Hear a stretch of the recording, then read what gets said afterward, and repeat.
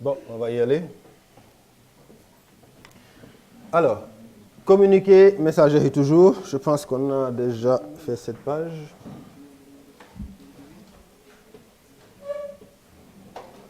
Alors, on va parler un peu de sécurité. D'accord, sans trop entrer dans les détails. Mais juste quelques notions de base. Parce que les problèmes de sécurité que les gens rencontrent le plus souvent, c'est perdre son mot de passe, perdre son compte email, parce qu'on a perdu son mot de passe, ou bien vous faire pirater votre ordinateur parce que vous avez cliqué sur un lien sur lequel vous ne deviez pas cliquer. L'utilisateur normal, c'est ça ses problèmes. On n'est pas dans un environnement maintenant de sécurité entreprise avec les réseaux, machin. Donc on va faire simple. L'utilisateur normal, les notions de sécurité de base que vous devez connaître. Alors, en général, la plupart des attaques passent par les emails. D'accord. Là, on parle toujours d'utilisateurs, hein, bien sûr. D'accord. La plupart des attaques passent par les messages qu'on reçoit. Il faut faire très attention aux messages que vous recevez. Alors, dès quand vous recevez un message, posez-vous des questions. Est-ce que c'est inattendu comme message? Est-ce que c'est urgent? Parce que le plus souvent, quand on vous dit urgemment, il faut réagir à ça, il faut cliquer ceci, il faut nous envoyer cela. Voilà. Connaissez-vous l'expéditeur qui vous a envoyé le message? Important. La question qui vous est posée vous semble-t-elle étrange et suspecte? Il faut savoir qu'une instance officielle ne vous demandera jamais de transmettre par email, SMS ou téléphone votre mot de passe ou bien vos coordonnées bancaires ou des données strictement personnelles. Aucune entreprise sérieuse ne va vous demander ça. Dès qu'on vous demande ce genre d'informations, commencez à vous poser des questions. Toujours. Et donc, il faut faire vraiment, vraiment attention aux messages que vous recevez. Ce n'est pas fini. Le message contient-il beaucoup de fautes? Parce qu'une entreprise sérieuse n'envoie pas un message avec des fautes. Google ou Amazon ou autres ne vous envoient pas des messages avec des fautes. Ça, il faut le savoir. C'est des gens quand même qui ont des équipes bien huilées et tout, qui font ça, ce travail-là. D'accord? Le message se trouve-t-il dans votre dossier spam junk indésirable? Même si ce n'est pas toujours vrai, un message qui va dans les spams, ça veut dire qu'il y a déjà un problème. Maintenant, peut-être que c'est juste parce que c'est un envoi groupé ou bien autre chose. D'accord? Parfois, ce n'est pas méchant du tout, mais parfois, ça peut l'être. OK? Est-ce que quelqu'un essaie d'éveiller votre curiosité en vous amenant à cliquer sur un lien? Parce que c'est là où se trouve le danger. C'est quand vous cliquez sur un lien contenu dans ce message. Et ça, je vais vous l'expliquer tout à l'heure. Devez-vous payer quelque chose via une méthode de paiement? Est-ce qu'on vous incite à payer de l'argent tout de suite? D'accord? Ensuite, où mène le lien sur lequel on vous incite à cliquer? C'est le forfait l'affaire Binek. Le plus souvent, on vous incite à cliquer sur un lien. Toujours d'ailleurs, presque toujours. C'est là où il faut faire attention. On vous dit par exemple, il faut remplir tel formulaire pour ceci ou pour cela. Il faut cliquer sur ce lien pour valider ceci. C'est toujours comme ça. Il faut faire attention. Qu'est-ce que vous faites? Déjà, il y a quelques astuces qui vous permettent de vérifier. S'il y a un lien, si on vous pousse à cliquer sur un lien, posez juste la souris sur ce lien-là et ne cliquez pas. Ne cliquez pas. Posez la souris et ça vous permet de voir sur la barre d'état où va vous mener ce lien. Je vais vous montrer un exemple tout à l'heure. Ensuite, là où va vous mener le lien, regardez bien le mot qui précède l'extension. C'est ça qu'on appelle l'extension. C'est un .sn, c'est un .com, c'est un .org. Et la première lettre oblique correspond-il réellement au nom de l'organisation? Je vais vous expliquer un peu tout ça, qu'est-ce que ça signifie. Ouais. Ça, tout de suite, c'est quelqu'un qui veut me pirater. Comment je le sais? D'abord, on m'envoie un mail Apple. Je n'ai même pas de compte Apple. Je n'utilise pas iPhone, je n'utilise pas un Mac, rien. Ça, c'est déjà, ça attire mon attention. Pourquoi on m'envoie un truc Apple alors que je n'ai même pas un compte sur Apple? Déjà, tout de suite.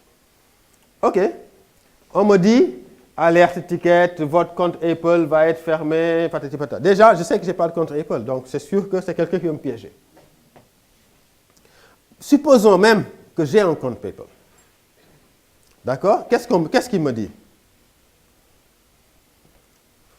Votre compte PayPal est bloqué, votre identifiant Apple a été bloqué pour des raisons de sécurité. Pour le débloquer, nous devons vérifier votre identité, etc., etc. D'accord? Et après, on me met un lien, vérifier votre compte. Qu'est-ce qui se passe ici? D'abord, je vais voir qui m'a envoyé, je vais agrandir. Je vais essayer de voir qui m'a envoyé ce mail-là. Alors, je descends. Alors, je vais réduire un peu. Voilà. Regardez, qui m'a envoyé, ils me mettent Apple AD. Attention. Allez. Allez, do not reply. C'est ça, c'est cette personne qui m'a envoyé. Do not reply, tick. Déjà, regardez, ça c'est une adresse un peu bizarre. Mais bon, jusque-là, ça va. Regardez, il me met fab machin machin @email.apple.com. A priori, je me dis, ok, ça vient de Apple. Parce que je vois ici, apple.com.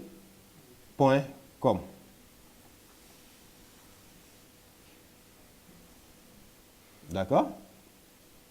Alors, qu'est-ce que je fais? Attention.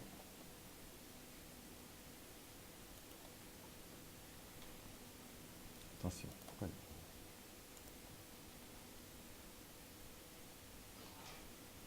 Ici, si je clique pour... Attention, oh là là.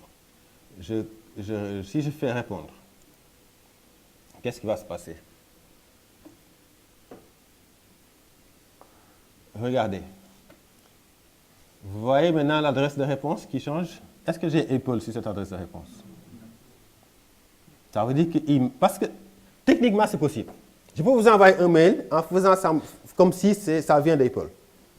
Mais sauf que, regardez, dès que je fais répondre, là, la véritable adresse apparaît de la personne qui m'a envoyé ça.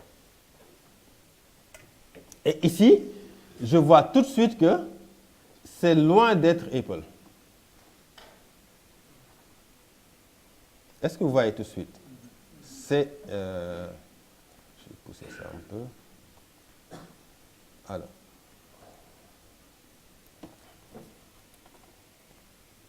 Vous voyez, c'est une adresse bizarre. Et derrière cette adresse, il y a quelqu'un qui n'attend que je remplisse son formulaire pour récupérer mes données. Alors, ça c'est un. Je reviens en arrière, j'annule ça, je ferme. Annuler. Est-ce que je suis là? Abandonner, voilà. OK. Et pourtant, ici, il a écrit email.apple.com. C'est ce qui est écrit. Mais derrière, ce n'est pas l'adresse qui est derrière ce texte-là. C'est sur ça qu'il faut faire attention. Ça, déjà, ça me montre tout de suite qu'il y a un souci. Cet email ne vient pas de Apple. Est-ce que vous voyez? On est d'accord? Autre chose, il me dit de cliquer. Il faut toujours éviter de cliquer sur des liens. Toujours éviter. Avant de cliquer, vérifiez bien toutes ces informations-là. Parce que dès que vous cliquez, ça peut être suffisant pour installer quelque chose sur votre téléphone, sur votre ordinateur ou votre téléphone. Ne cliquez pas sur les liens qu'on vous donne. Parce que l'astuce est très simple. Il va vous dire, cliquez ici. Il y a deux possibilités dès que vous cliquez. Première possibilité, dès que vous cliquez, il y a une application qui s'installe sur votre téléphone. Possible. ou votre ordinateur. Deuxième possibilité, vous cliquez, il vous envoie sur un formulaire. Un formulaire où vous voyez le logo de Apple, le ceci ou le cela. Vous vous dites, tranquille, je suis sur Apple. Ce formulaire va vous demander votre login, votre mot de passe, peut-être de confirmer votre compte, votre carte bancaire, et ainsi de suite. Et en réalité, ce que vous mettez là-bas, ça va directement chez le pirate. Même si vous voyez l'image, moi tout de suite je peux vous faire un site internet, ou si vous entrez, vous allez penser que vous êtes sur le site de Apple. Il n'y a rien de compliqué. Je prends le logo de Apple, je fais les textes, je fais ce que je veux. Si vous entrez sur ce site-là, vous allez penser que vous êtes sur un site d'Apple. Ça, je peux le faire tout de suite. Ce n'est pas un problème. Ne vous fiez pas à ce que vous voyez. C'est ça le principe. Ne vous fiez pas à ce que vous voyez. Il vous dit, allez vérifier votre compte parce qu'il a préparé quelque part une page avec le logo de Apple, tout ce qu'il faut, où on va vous demander votre login, votre mot de passe, votre ceci, votre cela. Dès que vous remplissez, ça file droit vers le gars. Et ainsi, il a toutes vos informations. Donc, c'est comme ça qu'on arrive à pirater votre compte email ou bien vos informations. Ou bien, vous voyez un message, on vous dit, moi je suis sur Hotmail, vous voyez un message qui vient de Hotmail, soi-disant, en me disant, pour des soucis de sécurité, on a remarqué des activités suspectes sur votre compte Hotmail, cliquez sur ce lien pour confirmer, patati patata. Je clique, il me demande quelle est votre adresse email, vous mettez, il vous demande quel est votre mot de passe Hotmail, vous mettez et hop, c'est fini. Le gars, il a votre mail et votre mot de passe. Et tout de suite, il va entrer et modifier votre mot de passe et après, vous êtes foutu. Si vous réagissez assez vite en récupérant avec votre adresse secondaire, vous avez des chances. Sauf que aussi parfois, dès qu'ils entrent, ils vont modifier votre adresse secondaire aussi, et votre numéro de téléphone et tout. Et quand ça arrive là, vous avez des soucis. C'est extrêmement difficile de le récupérer. Donc, il faut réagir très vite. Quand vous perdez votre compte, réagissez très vite avec votre email secondaire ou avec votre téléphone, avant qu'il n'ait le temps d'aller changer toutes ces informations-là. Mais vous voyez un peu comment on peut se faire piéger avec des messages comme ça. Vérifiez bien l'expéditeur du message. Et ne vous fiez pas à ce que vous voyez. Email.apple.com, vous vous dites, OK, le message vient de Apple. Non. C'est ce qui est écrit, mais derrière, ce n'est pas Apple. La preuve, dès que vous faites répondre, vous verrez une autre adresse qui est différente de celle-là. OK? Donc, c'est comme, et je peux vous ouvrir tout de suite. J'en reçois énormément de toute façon. Oui. Et si nous recevons ces genres de messages sur LinkedIn, comment faire la vérification? Sur LinkedIn. Oui. Comment faire la vérification? C'est le même principe. Hein? Regardez bien qui vous l'a envoyé. Sans vous laisser tromper par ce que vous lisez. C'est vraiment le même principe. C'est sur le même principe. Faites attention à ce que vous voyez. Parce que derrière, ça peut être autre chose. D'accord? Je cherche, je suis sûr qu'il y en a encore. Je les supprime automatiquement. Donc, ici, c'est celui que j'ai ouvert tout à l'heure. J'en reçois souvent de PayPal aussi, soi-disant, alors que ce n'est pas PayPal. C'est juste des gens qui veulent voler mon compte PayPal. J'en reçois toujours de PayPal aussi, mais comme je les supprime chaque jour, donc ça c'est le bon. Je vais en trouver encore.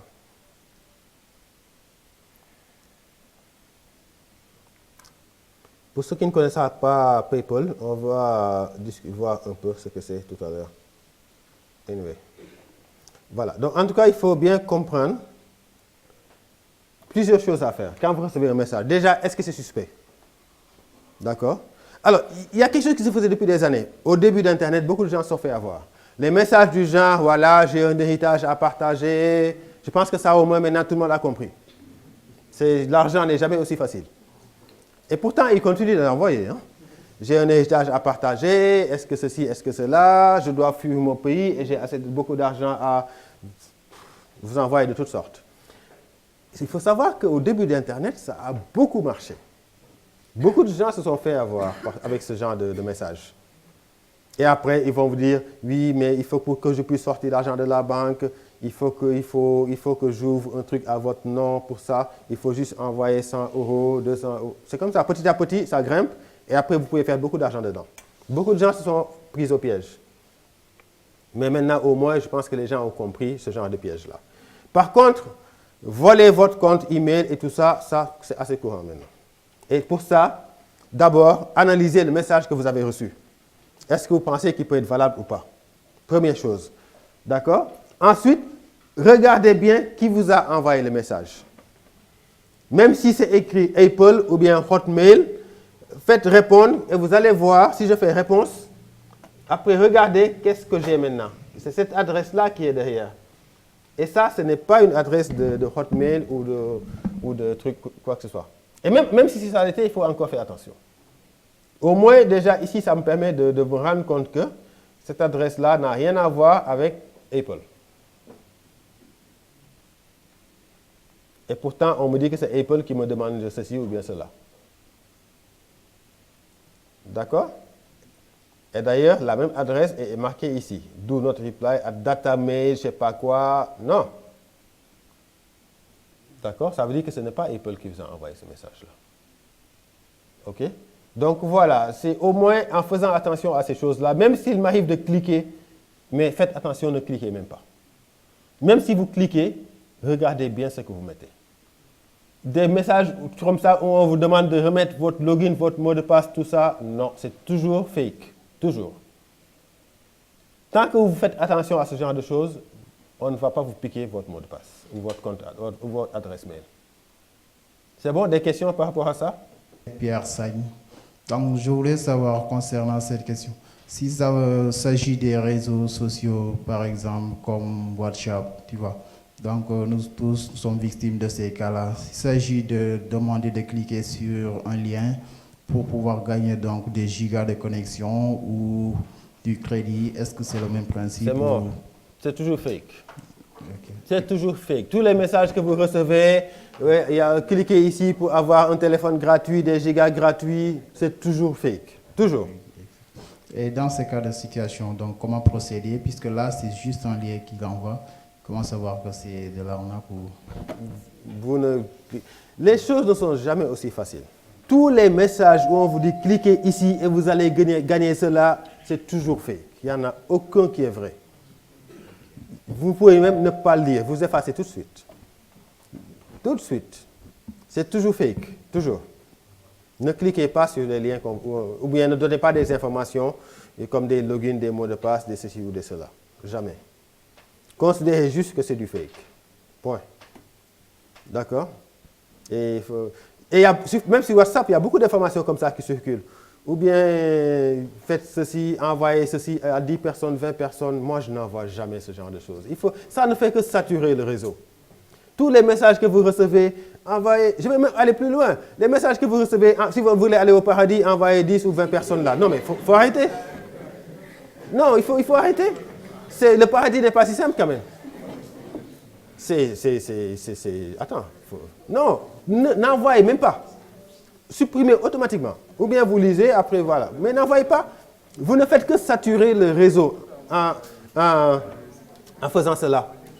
C'est comme ça qu'on peut accéder au paradis parce qu'on m'a enlevé on m'a envoyé une sourate que j'ai transférée. Non, quand même. Ça ne fait que le réseau. Envoyez ça à 10 personnes, etc. Tout ce genre de trucs ne faites pas. Ça ne sert à rien du tout. Rien du tout. D'accord? Ça doit faire que saturer le réseau, tout simplement. Bonjour.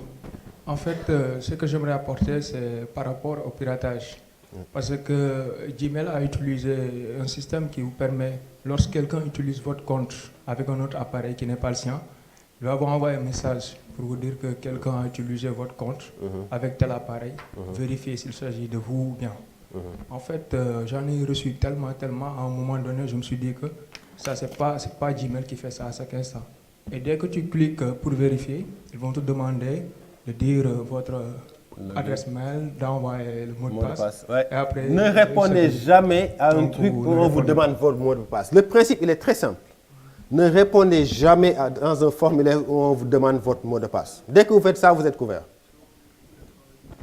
Faites ça seulement et vous allez voir que vous êtes couvert. Ne donnez jamais vos mots de passe dans un formulaire. Point. Et ça règle le problème. Oui? Prenez. Non.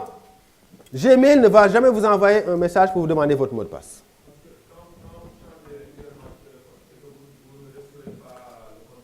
S'il vous plaît.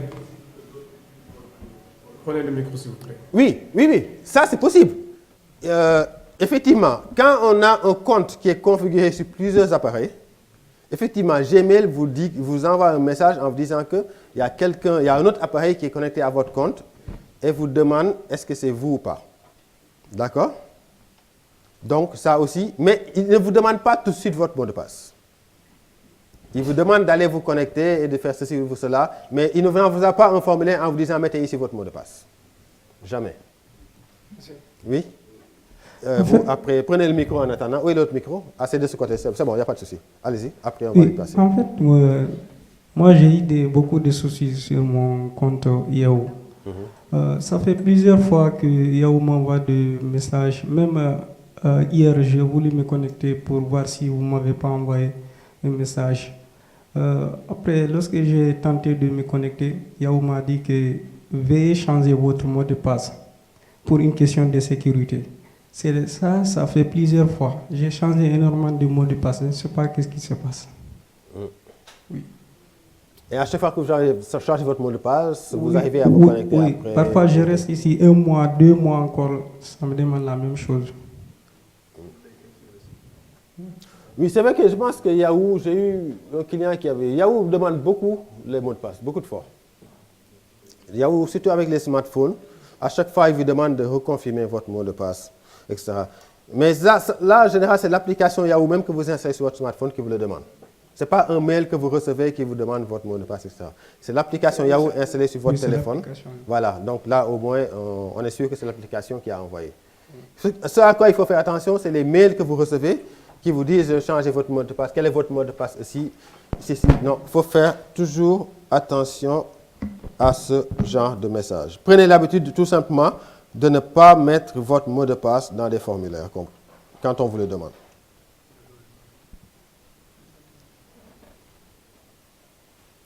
C'est bon? D'autres questions? Dernière intervention sur ça, oui? Passez-lui le micro.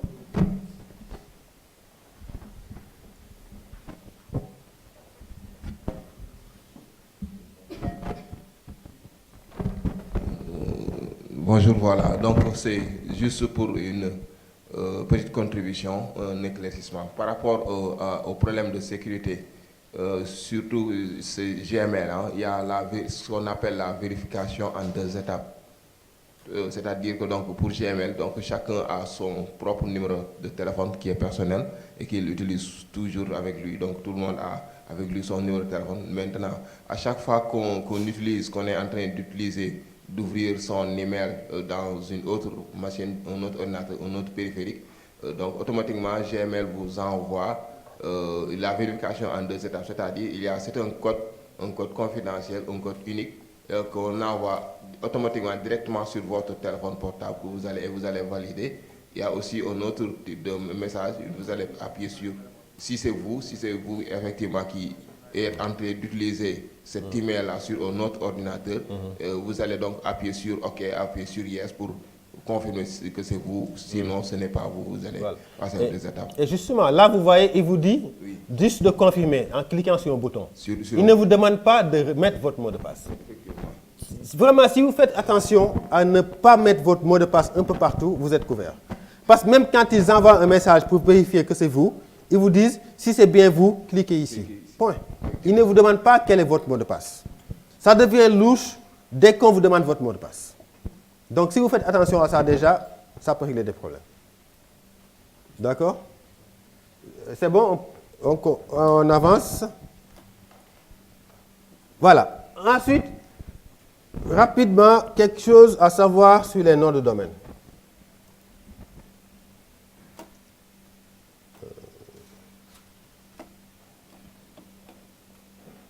Alors, ici,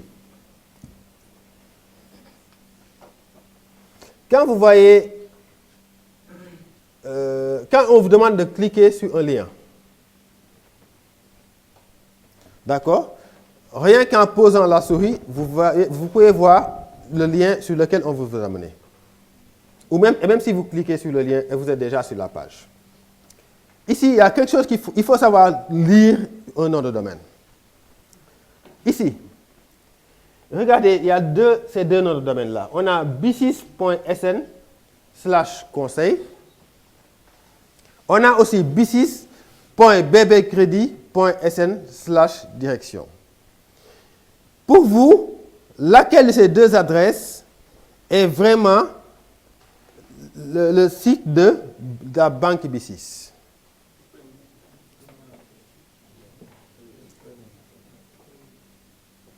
Pour vous, laquelle de ces deux adresses est réellement la banque B6? Pourquoi? On me dit les deux, on me dit bon. Pourquoi ici, c'est la première? Mais pourquoi c'est la première? Rien qu'en regardant ici, je peux savoir que c'est la première. Pourquoi? Il faut prendre le micro, s'il vous plaît. Faites passer.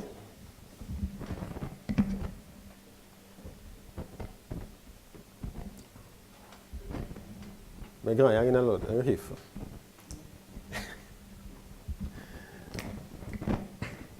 Bonjour. Bon, pour la première, on doit www.b6.sn/conseil. Et là, par exemple, moi je prends le premier, c'est-à-dire là, on donne, le B6, par exemple, donne juste des conseils. Mais ici, il nous demande www.b6.bb.crédit, c'est-à-dire il nous parle de crédit. Il y a quelque chose qui doit attirer notre attention quand nous parlons directement de BB Crédit et aussi de la direction. Voilà, c'est ce que j'avais à répondre. Ok, merci. Pour moi, là, pourquoi j'ai choisi la première adresse? En fait, pour la première, le nom de domaine est bien spécifique, est bien précis, explicite. Mais pour la deuxième, le nom de domaine est confus. Ok. Alors, merci. Il faut savoir lire un nom de domaine. Et ne vous fiez pas forcément à parce qu'ici on a marqué B6, parce qu'ici on a marqué BB Crédit. Ok. D'abord, il faut voir c'est quoi le nom de domaine. Ici, b6.sn/conseil. Quel est le nom de domaine principal ici?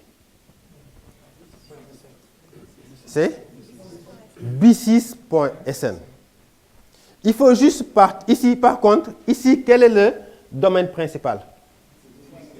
C'est bbcredit.sn. Ça veut dire quoi? Il faut toujours partir de l'extension. L'extension, c'est .com, .net, .sn, etc. Vous partez de l'extension et vous prenez le premier mot qui vient après l'extension, avant l'autre point qui arrive. Vous partez de l'extension et vous prenez le premier mot après l'extension. C'est ça le nom de domaine principal. Tout le reste, c'est des sous-domaines, des répertoires, des ceci ou des cela. Ici, si on part de l'extension, c'est .sn. Où est l'extension ici? C'est ça l'extension, .sn. Et après, le premier mot qui vient, c'est B6. Donc, le domaine principal ici, c'est b6.sn. Ici, on part de l'extension, c'est .sn. Le premier mot qui vient avant, c'est bbcredit. Ici, le serveur, le site principal, c'est bbcredit.sn. Ça veut dire que ici, vous êtes bien sur, quel que soit ce qu'on a mis avant ou après, vous êtes bien sur b6.sn. Ici, quel que soit ce qu'on a mis avant ou après, vous êtes sur bbcredit.sn. Même si avant on a marqué B6, vous n'êtes pas sur le site de la B6. Vous êtes toujours sur bbcredit.sn. Ça, il faut vraiment bien le comprendre parce que ça peut vous tromper. OK? Ça veut dire quoi? Aujourd'hui, même au niveau du PSEJ, je peux vous créer un sous-domaine qui s'appelle b6.psej.net. Ça, c'est ce qu'on appelle les sous-domaines. On peut en créer autant qu'on veut. Ça veut dire quoi? Je peux créer un sous-domaine b6.psj.net et les gens vont penser qu'ils sont sur le site de la B6. Alors que non. Vous voyez que ça peut tromper. Donc, ce qui est important là-bas, c'est l'extension qui est le .net. Et le premier mot qui vient avant l'extension, c'est PSEJ. Ça veut dire que quel que soit ce que j'ai mis avant, je suis sur le serveur du PSEJ. Ça, il faut bien le comprendre. Ce n'est pas parce que vous voyez B6 aussi, ici, que vous pensez que vous êtes sur le site de la B6. Vous êtes sur le site du bbcredit.sn. Par contre, ici, l'extension après B6, c'est b6.sn. Vous êtes sur le site de la B6. Ça, il faut le comprendre. C'est important. Parce qu'on peut vous tromper avec ça. OK, c'est bon?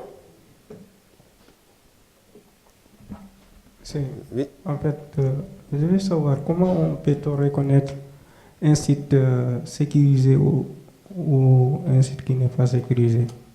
Alors, là, il y a déjà les sites qui sont en HTTPS ou HTTP. On n'est jamais sécurisé à 100%. Mais maintenant, de plus en plus, on fait des hébergements avec des certificats de sécurité. C'est pour ça que souvent, au lieu de HTTP, vous avez HTTPS. Quand vous voyez HTTPS, ça veut dire déjà que c'est un peu plus sécurisé. Mais on n'est jamais assez sécurisé sur Internet. Ce n'est pas parce qu'on est sous HTTPS qu'on ne peut pas être attaqué ou ceci ou cela. Ça, malheureusement, on ne peut pas le sécuriser à 100%. Mais au moins maintenant, de plus en plus, tous les sites sont sous HTTPS. Ça réduit certains problèmes, mais pas tout. D'accord? C'est un peu comme ça. Donc, en tout cas, cette histoire de notre domaine, il faut bien le comprendre. Il faut partir de l'extension .net, .org, .sn, .fr. Et après le premier mot avant l'extension, vous êtes sur ce domaine-là, quel que soit ce que vous voyez avant ou après. Dès que vous comprenez ça, vous pouvez éviter déjà certains pièges. D'accord? Alors, concernant maintenant les réseaux sociaux. Oui, dernière question sur ça, allez-y. Passez-lui le micro.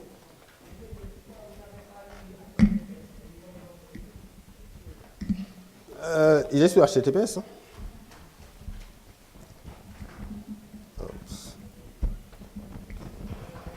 En fait, c'est par rapport à la sécurité. Oui. Bon, parce que j'ai vu que dans votre site, vous n'avez pas mis du HTTPS. Ce qui veut dire que bon, il n'y a aucune sécurité dedans, quoi. Grand, il y a un tonde. Grand, il y a un tonde. Ah, il y a HTTPS là, il y a HTTPS, c'est ce que j'ai mis ici.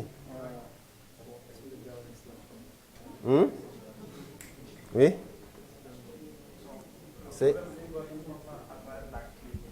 Ah oui, parce que il y a juste ici, si je clique, il y a juste, je pense, des images que je n'ai pas mis sur HTTPS. C'est pour ça qu'il ne l'a pas mis à 100%. Mais déjà, il est sous HTTPS. Mais après, ça dépend au moment où vous l'installez. Peut-être qu'il y a des trucs que vous avez déjà installés sans HTTPS. Souvent, c'est des images qui ne sont pas sous HTTPS, le chemin de l'image. Et ça, c'est moins dangereux. C'est juste à cause de ça qu'il n'a pas mis la clé. C'est-à-dire que ce n'est pas protégé à 100%. Mais il est déjà sous HTTPS. D'accord? Je pense qu'il y a des images qui ne sont pas sous HTTPS et qu'il faut corriger. Parce que j'ai fait des modifs avant de le mettre sous HTTPS. D'accord? C'est comme ça que ça fonctionne. Mais il est déjà sous HTTPS. Sinon, il n'aurait pas affiché. D'accord? Maintenant, effectivement, si c'est protégé à 100%, il va mettre ici. Le truc jaune que vous voyez ici, vous n'allez pas le voir, etc. Mais là, c'est juste parce qu'il y a des images, des chemins de certaines images qui ne sont pas sous HTTPS. Tout simplement. Il y a des petits trucs comme ça, en fait. Mais le serveur est bien sous HTTPS. C'est bon? Mais effectivement, c'est une remarque valable. Alors, on continue. Alors, réseaux sociaux.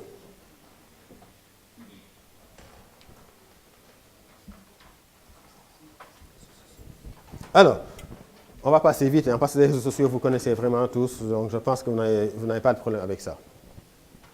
Alors, les réseaux sociaux, c'est tout ce qui est Facebook, Twitter, etc. Bon, on ne va pas passer trop de temps sur ça, mais peut-être juste sur Facebook. Il faut savoir que sur Facebook, vous avez la possibilité de créer un compte, une page ou un groupe. D'accord? Les pages, vous en avez, je pense, tous. Les comptes, plutôt, vous en avez tous. Les pages, avec un compte, on peut créer une page pour son entreprise. Les pages, c'est souvent pour les activités professionnelles. D'accord? Pour une entreprise, une association, ceci ou cela. Dans ce cas, avec son compte, on crée une page Facebook. D'accord? Et aussi, il y a ce qu'on appelle les groupes. Les groupes, vous connaissez, vous êtes tous certainement dans... Surtout les femmes, là, c'est le groupe, nous, tout ça. Ça me décrit, ça me Donc, c'est ça les groupes, où justement, il faut avoir un accès et pouvoir communiquer avec l'ensemble des personnes qui sont dans le groupe, etc. Une page, c'est plus professionnel pour les entreprises, les associations, vous avez une page. Et maintenant, vous avez aussi vos comptes personnels avec lesquels vous communiquez. C'est juste ça qu'il faut comprendre. Et maintenant, d'abord, c'est avec un compte qu'on crée les pages ou bien qu'on crée les groupes. C'est ça qu'il faut savoir. J'ai d'abord mon compte. Avec mon compte, je peux créer un groupe ou bien je peux créer une page Facebook. C'est des fonctionnalités de Facebook qui existent. N'importe qui peut le faire. D'accord? Ça veut dire que si vous voulez communiquer pour votre entreprise, ne communiquez pas avec votre compte personnel. Parce qu'après, ça devient du n'importe quoi. Les gens vont voir vos activités personnelles mélangées avec vos activités professionnelles. Et ça, croyez-moi, il faut éviter. On ne vous prendra pas au sérieux. D'accord? Donc, ne mélangez pas vos activités professionnelles et vos activités personnelles sur Facebook. Pour ça, qu'est-ce que je fais? J'ai déjà un compte personnel. Au moment de lancer mes activités professionnelles, avec mon compte personnel, vous avez le lien sur Facebook. Hein, créez une page. Vous créez une page pour vos activités professionnelles. C'est ça qu'il faut faire. Et donc, quand vous faites une publication, quand c'est personnel, c'est votre compte personnel. Et de la même façon, vous pouvez créer une publication sur votre page d'entreprise. Ça marche de la même façon. C'est juste à des endroits différents. Là-bas aussi, sur une page aussi, c'est ça, on crée des publications, on met des photos, des vidéos, etc. Ça marche de la même façon. Mais c'est juste que c'est important de pouvoir séparer votre vie professionnelle et votre vie personnelle. Il ne faut jamais les mélanger. D'accord? Et maintenant, les groupes, c'est pour créer des groupes de discussion, pour parler de tout et de rien, perdre son temps, comme les femmes le font dans le groupe. Et dire du n'importe quoi sur les hommes, ainsi de suite, ainsi de suite. Il faut que nous créions ce groupe, nous les garçons. Il y en a? Mais on ne va pas dire sama jaba sama xarit, sama jaba sama non lañuy gën. OK. Voilà, c'est ce que je disais ici. Ne pas mélanger son espace personnel et son espace professionnel. Utilisez les liens. Par contre, une fois que vous avez créé votre groupe ou bien votre page, vous pouvez utiliser vos connaissances personnelles pour faire connaître votre groupe ou votre page. C'est ça. Parce que quand vous créez un groupe ou une page, ce n'est pas encore connu. Personne n'y va. Mais comme vous avez déjà 100, 200 personnes sur votre page personnelle, faites juste la publicité de votre page sur votre truc personnel. Et ça permet à tous vos contacts d'aller voir votre page sur Facebook. C'est juste ça. Mais quand vous publiez une information, ne mélangez pas. Votre vie personnelle, c'est sur votre compte Facebook. Tout ce qui est entreprise, c'est ça. Vous allez sur la page et vous publiez là-bas. Parce que c'est votre compte. Et vous publiez là-bas tout ce qui est entreprise. Et toutes les personnes qui avaient donc aimé cette page entreprise-là, ils vont voir vos publications. Tout simplement. Et mais maintenant, effectivement, pour faire aimer cette page entreprise, vous allez utiliser vos contacts pour ça. Mais pour les publications, chaque chose là où il doit être. D'accord? Alors, c'est ce que je disais tout de suite. Voilà. Si vous utilisez déjà Facebook de façon personnelle, évitez de mélanger votre vie privée avec votre vie professionnelle. Ce serait totalement contre-productif. En revanche, vous pouvez très bien inviter sur votre nouveau compte vos relations personnelles susceptibles de vous aider à promouvoir votre activité sur le réseau. C'est ce que je dis. Créez votre groupe ou votre page et après informez tous vos amis sur Facebook que vous venez de mettre en place cette page-là. C'est facile, hein? Vous partagez tout simplement. OK?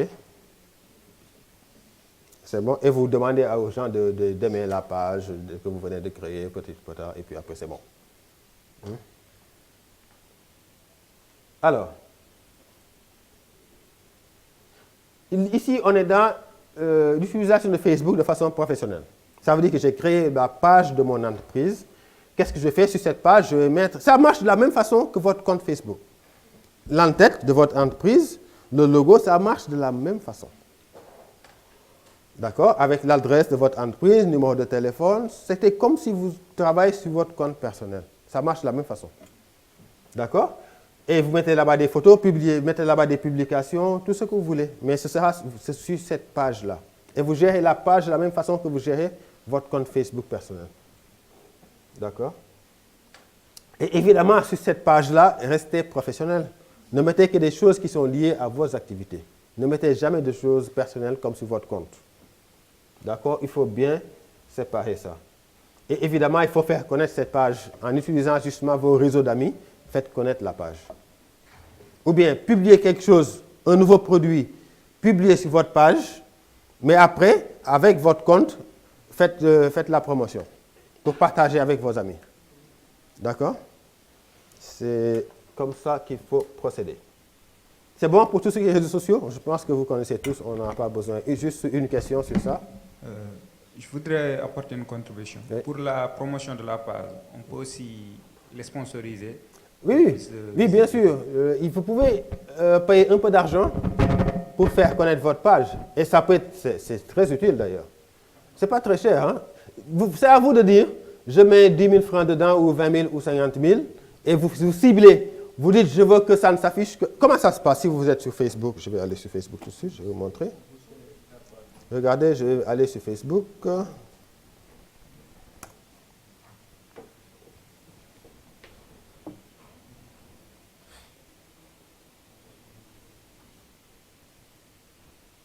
Regardez ici.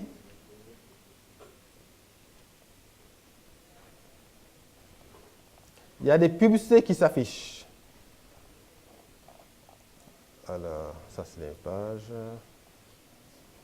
En général, quand vous êtes sur Facebook, il y a des publicités qui s'affichent ici, oui ou non? C'est parce que ces sites-là ont été sponsorisés. Ce n'est pas par hasard que ça s'affiche ici. Parce que ces gens-là ont payé Facebook pour que leur page ou leur site, leur compte s'affiche directement ici. Tout simplement. Je ne sais même pas pourquoi aujourd'hui j'en ai pas d'ailleurs. D'accord? C'est ça qu'il faut savoir. Toutes les pages que vous voyez quand vous visitez Facebook, c'est parce que ces gens-là ont payé pour que ça s'affiche lors de votre visite, de votre présence sur Facebook. Et c'est ça qu'on appelle sponsoriser. Pour ça, je dis à Facebook, je mets 15, j'ai un budget de 20 € ou 30, c'est à vous de voir, ou 30 000, pour sponsoriser ma page. Je veux que ça ne s'affiche que sur les comptes Facebook qui sont au Sénégal, en Afrique. Je veux que ça ne s'affiche que pour les comptes Facebook dont le propriétaire a entre 16 ans et 20 ans, etc. C'est à vous de cibler. Vous ciblez votre public en fonction de votre produit et après Facebook se charge du reste.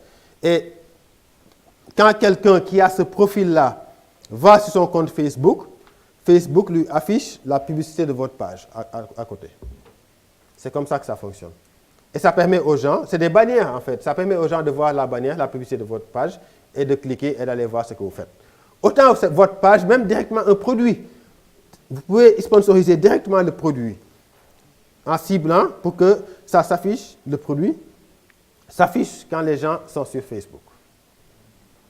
D'accord? Et ça peut être très utile pour faire connaître votre page ou bien vos produits sur Facebook. C'est ce qu'on appelle sponsoriser une page ou un produit sur Facebook. Il suffit juste de mettre votre carte bancaire et de dire j'ai un budget de 20 000, 30 000, c'est à vous de voir. Et même de le fractionner, pour tel produit j'ai un budget de 10 000, pour tel produit j'ai un budget de 20 000, et après vous ciblez pour chaque produit et Facebook se charge du reste. À chaque fois que votre produit est affiché sur une page, il y a quelques centimes, ça dépend, qui sont pris. Ça vous coûte un peu d'argent, ça vous coûte un peu d'argent, à chaque fois que c'est affiché. Ainsi de suite, ainsi de suite, ainsi de suite. C'est comme ça que ça marche. Et c'est comme ça que Facebook gagne beaucoup d'argent aussi. Mais ce n'est pas le seul truc. Il y a beaucoup de choses qu'ils font, mais ça, parmi tant d'autres, ça leur permet de gagner de l'argent. C'est bon? Voilà. Ici, alors, restez professionnel, évitez de poster du contenu sans relation avec votre activité. Là, on parle de votre page Facebook, hein, c'est une page professionnelle. Rien à voir avec votre compte personnel, où vous pouvez mettre ce que vous voulez. D'accord? Et faites aussi la promotion de votre page, j'en ai parlé tout à l'heure. Faites la promotion de votre page en le mettant déjà l'adresse sur vos supports. C'est très important. Et en partageant avec vos amis sur Facebook. D'accord? Et en leur demandant à eux-mêmes de partager aussi. Et à tous de liker la page. Et c'est comme ça que vous parvenez à étendre votre réseau. Ensuite, On passe au site ça va pour les réseaux sociaux, c'est bon? Bon, on a parlé de Facebook, mais ce n'est pas le seul. Hein? Il y a Twitter, il y a LinkedIn, il y a Instagram, WhatsApp, tout ça. Oui, je passe rapidement, mais il faut également utiliser ces outils-là.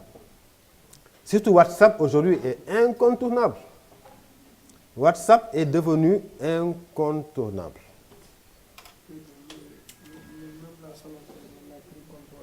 Ah oui, c'est devenu vraiment incontournable. Donc, n'hésitez pas aussi à utiliser WhatsApp pour partager vos activités, vos produits, etc. Mais n'en faites pas trop non plus, quoi, parce que après, vous voyez quelqu'un qui vous met 100 photos dans son statut. Voilà, il faut y aller mollo aussi, quoi, ne pas trop exagérer. Donnez la vraie information, la bonne, et sans vraiment aller dans tous les sens, quoi.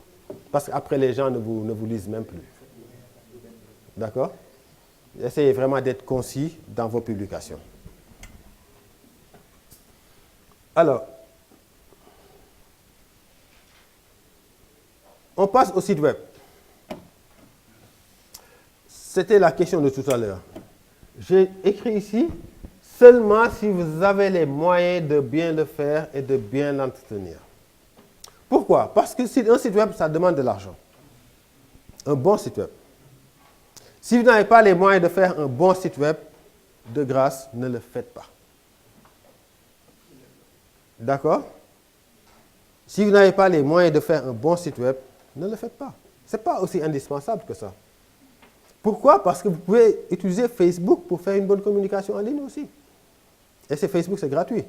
Je préfère même que l'argent que vous mettez sur un site web, si vous n'avez pas beaucoup de moyens, mettez-le sur du sponsoring Facebook. Ça vous rapportera plus que le site web. Maintenant, si vous avez les moyens, évidemment, allez-y, n'hésitez pas du tout. D'accord? Mais vraiment, si vous devez vous contenter d'un site très mal fait, etc., il y va également de votre image. Quand on vient sur votre site web, on voit que c'est vraiment du n'importe quoi, très mal fait. On se dit, cette personne-là, je m'en méfie. Parce que c'est une personne qui n'est pas très crédible, qui ne sait même pas c'est quoi la qualité, etc., etc. Donc, si vous avez les moyens, tant mieux, je vous y encourage. Mais si vous n'avez pas les moyens, contentez-vous de Facebook. Faites une page professionnelle, une page sur Facebook de votre entreprise, de vos activités. Et si vous avez un peu d'argent, mettez-le dans du sponsoring Facebook. Ça vous rapportera plus qu'un site web. D'accord? C'est bon? C'est un conseil que je donne en tout cas. Et pourtant, je suis webmaster. J'aimerais bien gagner quelques marchés avec vous. Mais je vous conseille d'aller sur Facebook. C'est beaucoup plus simple. D'accord? Oui, une question, allez-y. La question que j'aimerais poser, c'est que j'ai des amis qui sont informaticiens. Lorsqu'ils travaillent sur un site web, je leur entends dire qu'après, ils vont faire ça, héberger ça. J'aimerais savoir c'est quoi l'hébergement d'un site et comment le processus se passe. Ok, c'est le slide qui suit. Alors, vous voyez, c'est écrit ici. Sans gros budget, utilisez les blogs gratuits ou bien sur Facebook. Contentez-vous de ça si vous n'avez pas beaucoup de moyens. Et non seulement la conception, mais un site web, il faut l'entretenir. Est-ce que même vous avez les moyens et le temps pour l'entretenir? C'est vraiment plus facile de poster une publication sur Facebook que d'entretenir un site web. C'est bien, hein? Je ne dis pas qu'il ne faut pas en avoir. Mais si vous n'avez pas les moyens, n'y allez pas. D'accord? Et pour revenir à votre question, oui, allez-y. C'est par rapport au site web. Si dans le cas, on veut créer juste un site web d'information qui ne change pas, statique, on n'a pas besoin de trop de moyens. C'est dans le cas où on va passer de statique à dynamique qu'on est obligé d'utiliser les moyens que vous dites. Ouais. Pour quelqu'un qui crée un site statique, c'est plus mieux de faire cela que d'aller sur Facebook, d'après moi. Tout dépend de vos objectifs.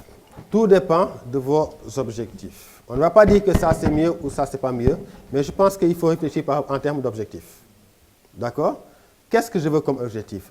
Qu'est-ce que je veux communiquer et avec qui je veux communiquer? Et qu'est-ce que je veux vraiment communiquer? Donc, parfois, un site web c'est indispensable.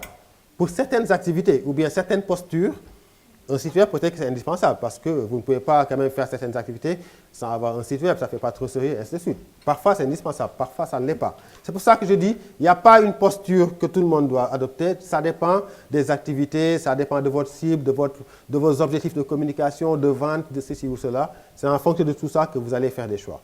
Et le choix dont vous parlez, c'est de se dire, je fais un site web statique, pas très compliqué, avec pas beaucoup de mises à jour.